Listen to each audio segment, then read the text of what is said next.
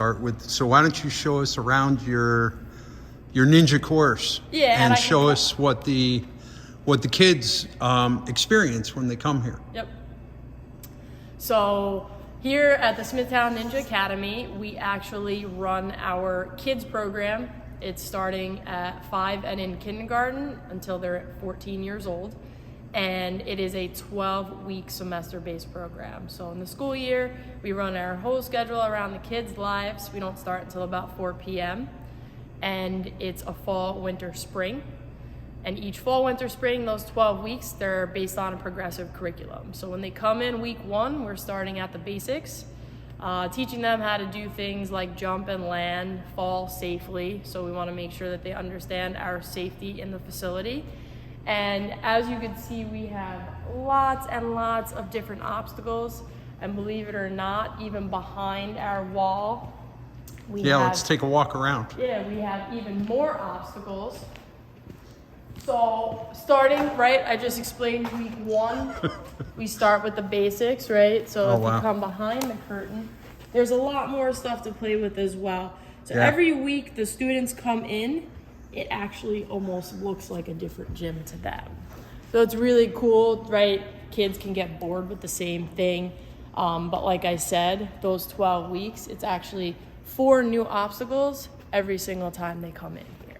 Okay. So we have, our rock walls, we have our ring swings, we have, right now, we're in our 12th week, so you're getting to see like a good view of where they're at by the end of the semester. This is just like a multi-level, crazy balance course that we have set up for them.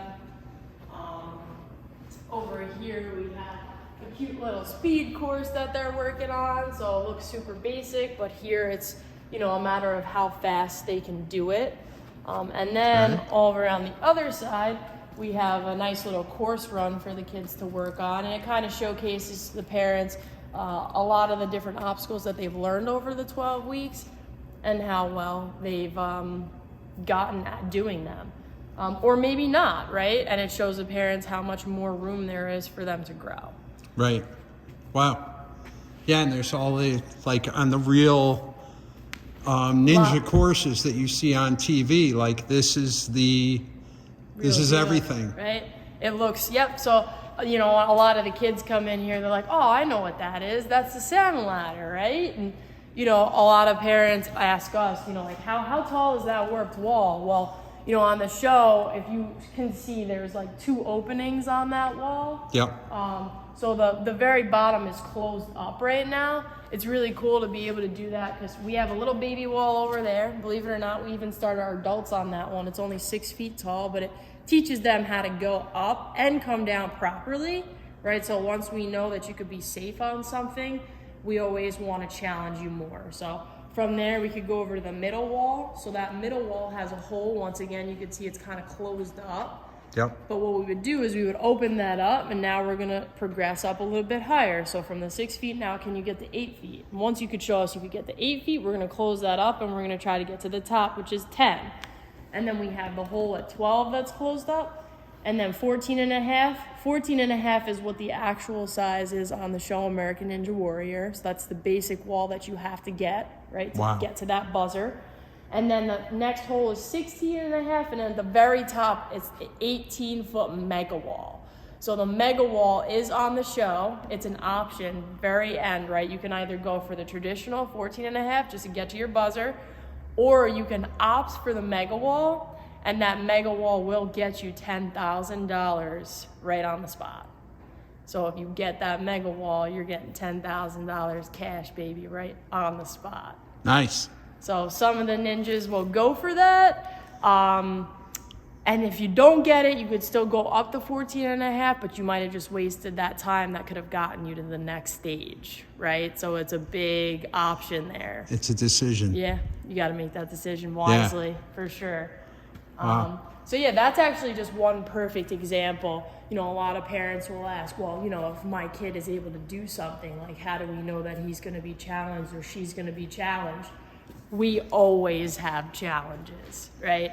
That's the coach's favorite part of the day, is when a kid needs to be challenged, coming up with even just creative ideas. maybe it's something that we've never had to challenge a kid on before, but that's where the coaches come in.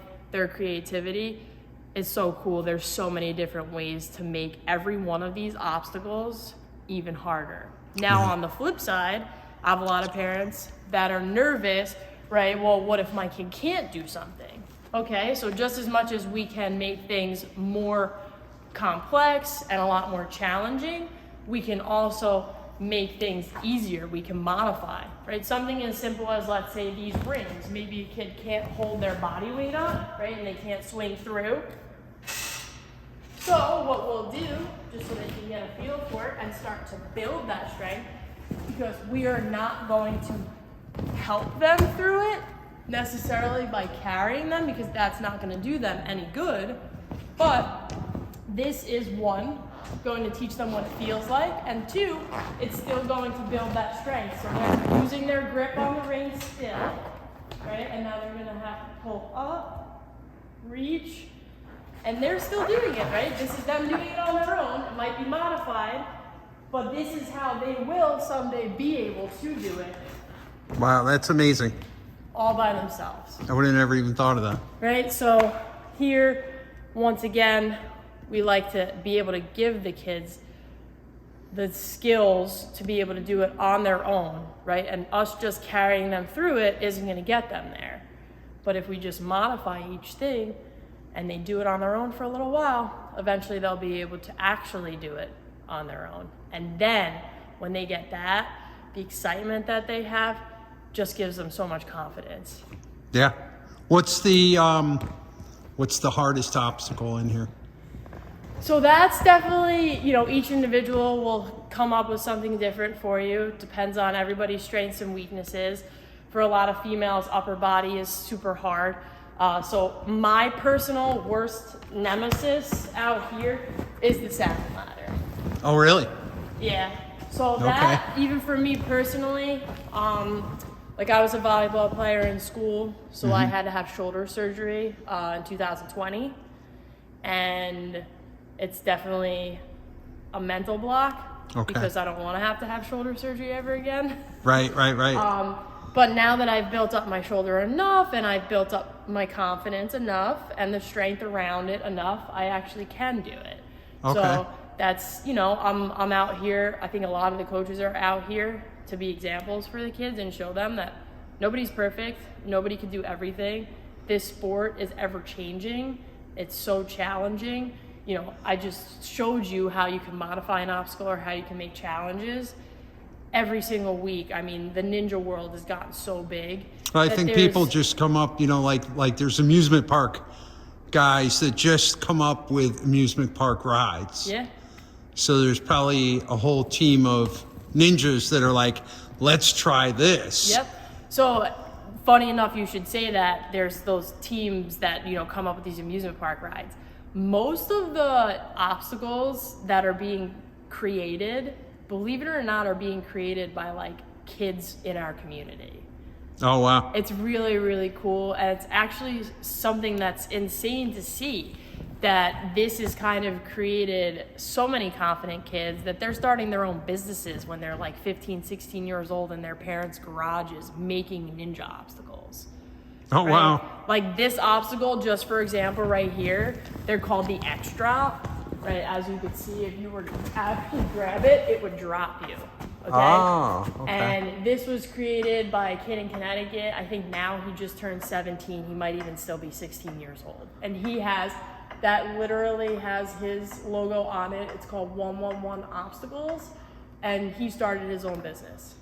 And he is literally selling these worldwide. Wow. So it's opened up some pretty cool doors for a wide range of people. Ninja isn't just the show American Ninja Warrior anymore. It's so much more than that. And unless you're in the world, you don't really know it. Well, it's, I imagine it's like a culture, kind of, like CrossFit. Yep. Has built so big over the years that it was introduced, that now it's like all these CrossFit, games and these ultimate, with the mud runs and stuff like that. Races and all that. Right. Yeah, so with Ninja, we like to say it's a community. Okay. And it's really cool because a lot of the kids that come in here, they're those kids that maybe didn't fit in so much in your traditional team sports, like basketball or baseball or lacrosse. But although it's an individual sport, the community is so strong, it feels like you're on a team. It feels like you have so much support. Right. So even when you go to competitions, like we host competitions at both the Freeport location, the Smithtown location, and our region is the Northeast. And when we have competitions, we have, you know, kids and adults. It's across 8 different divisions.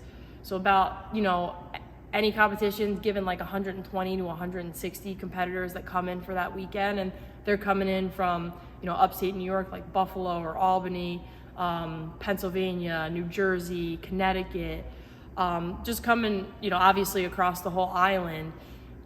And there's this community, right? And although each one of them is individually running the course, the gyms are just lit up with everybody supporting everybody. Right. Right? So I it's imagine there's a lot of teamwork too, or team development. I remember when I first came here the first time to talk to you, you had a bunch of kids running through an obstacle, but in order for the first one to continue on, they had to wait for the last one to show up. Yep. So that's something we like to call race to the rocket ship. And it's to teach the children that this also is about the community. So, you know, sometimes it can be confusing, right? If you have young kids in here and they are doing a course, they want to know, like, did I do it faster than the other one? And a lot of the times we're trying to teach them that right now, that doesn't matter. It's a matter of how you're doing in comparison to yourself, right? So if we let them run the course 3 times, hopefully by the last time they run it, they've gotten better each time. Right. With just some advice that we've given them on how to cut down their time, or if they didn't get an obstacle out of the 7 obstacles and they still just needed to get one more obstacle, it's our job to teach them how to get that obstacle. So each time the hope is that they've gotten more obstacles and that they've done it faster. Now with Race the Rocket Ship, it teaches them to really cheer each other on and support each other, right? Because they're not going to be able to move on individually unless everybody can do it. So Right. for those kids that don't really understand that it is supposed to be a whole team effort and they're only worried about themselves, that's when it really teaches them Right. to start supporting each other, because now they're not going to get to that buzzer unless everybody gets to that buzzer. Okay. And obviously kids are very encouraged by cheering or encouragement or, you know, positive reinforcement. And if they're not getting something and they hear another kid telling them, like, it's okay, Johnny, you know, you're going to get this the next time, that kind of gives them a little bit of a boost of confidence to really push themselves to that next level, or Right, just when hang their on a friends little bit are- longer, you know? Right. And it really is super cool to see. You know, now the Freeport location has been open for 3 years. I've had some kids there with me from the very, very beginning. So some of them are now, you know, they might have started in the youngest age group at like the oldest age, so 5 to 7.5, and now they're in the 10 to 14-year-old age group. Some of them have been doing it. They didn't know the kids before, and now they're like really good friends, like hanging out outside of Ninja. And I even had a coach who's newer, you know, asked these two kids, Jake and Logan, like, did you guys know each other before you were here?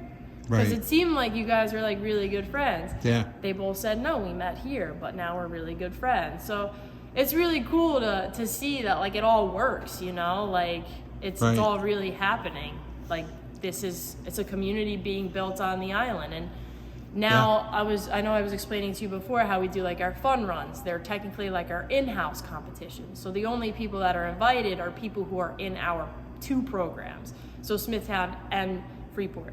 And what I do is it's a combined effort, right? So if we're doing the fun run at the end of the semester, one time it's going to be in Smithtown and another time it's going to be in Freeport. But all of them are invited, and it's supposed to be connecting the 2, building that Okay. community and making Right. it larger, Yeah. showing them that there are other ninjas out here on Long Island. And when they get a little bit older, and now that some of them have gotten to the age where they're driving, like I have one of my guys, he comes out from the Freeport gym to the Smithtown gym just because he has friends out here now. Right. So it's really, really cool to see that. And obviously it's at the very early stages of it all, but 10 years from now, when we're looking back, it's going to be really cool to see, like, we were kind of the ones that started the ninja community on Long Island. Yeah. You know, there's a lot of communities, a lot of states in the middle of the country, or like Colorado, Utah, they have, like, they call them ninja hotbeds. It's been around a lot longer. They've had an opportunity there longer because the gyms have been open longer. So that's kind of my goal, is to just have that start and become a big thing on Long Island now. Because I cool. think the ninja community is a really cool community. Yeah. Definitely. I mean, look at all this stuff. I mean, what other place can you go to or bring your children to, have them sign up, learn skills, learn team building on basically a giant jungle gym? Yeah. What's better than that, right? I mean, even for my adults, you know, they're like, when I come here, I get to feel like a kid again. Yeah. Yeah, I mean, look at everything that's here, ropes and rings. You know. This is a really cool one too. It's called a propeller, and it swings around like literally like a propeller. Right, and there's many different ways to use this. You can actually use those red propellers, and then like you can see everything can be used in so many different ways. Like this was just one of the coaches was like, hey, why don't we just hang a ring off of it? Right. And then we'll actually have to like transition to it, and we'll have to like swing around it on the ring, right? So there's so many, so like people will So you have to swing from, with that ring, you have to swing from there and then jump off onto that one. Wow. Hang on.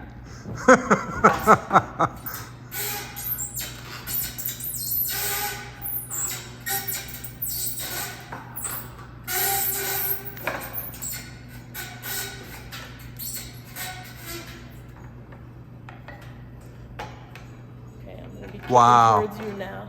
That's cool. And then sometimes from here, right, we could go to a platform or to more obstacles that we have hanging. It was part of a course we had set, but the rest of the course has been used now for other things. So everything, like I said, is just ever changing. That's crazy. Hang on one second.